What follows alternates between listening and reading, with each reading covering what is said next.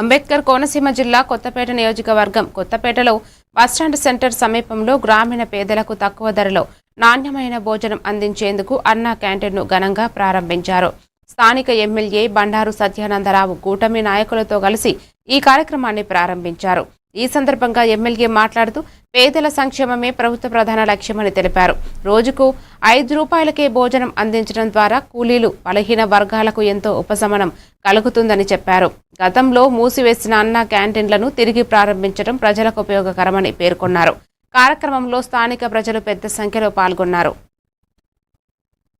ఆనాటి నుంచి నేటి వరకు మరి తారక రామారావు గారు స్థాపించడం జరిగింది. ఆనాటి నుంచి నేటి వరకు కూడా పేద ప్రజల అభ్యున్నతి కోసమే తెలుగుదేశం పార్టీ మూల సిద్ధాంతంగా పాటుపడుతూ ఉంది.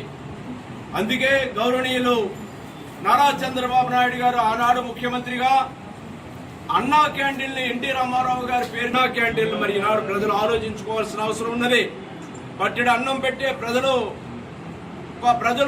ఈనాడు ఏ ప్రభుత్వం వల్ల పట్టెడు అన్నం ఏ ప్రభుత్వం ప్రజలకు పెడతా ఉంది, లేదా విధ్వంసం అరాచకం ఏ ప్రభుత్వంలో ఏ నాయకులు విధ్వంసం సృష్టించారు, అన్నం పెట్టే పార్టీ కావాలా విధ్వంసం సృష్టించే పార్టీలు కావాలనేది మొన్న ఎన్నికల్లోనే ప్రజలు తీర్పు ద్వారా తెలియజేయడం జరిగింది.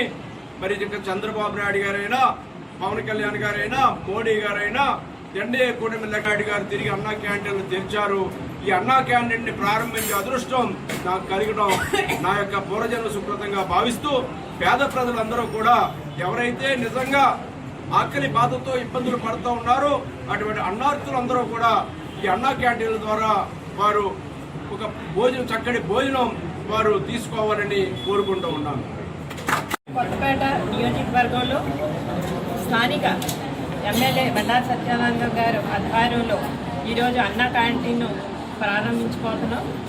సమాజమే దేవాలయం, ప్రజలే దేవుళ్ళు అనే వినాదంతో 1982లోని ఎన్టీ రామారావు గారు పార్టీ పెట్టి పేద ప్రజలకి కూడు గుడ్డ నీడ అందించారు.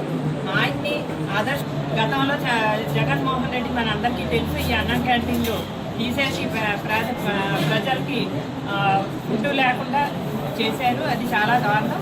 ప్రజలు కూడా తెలుసుకోవాలి. తెలుగుదేశం పార్టీ పేద ప్రజలు కూడా అండగా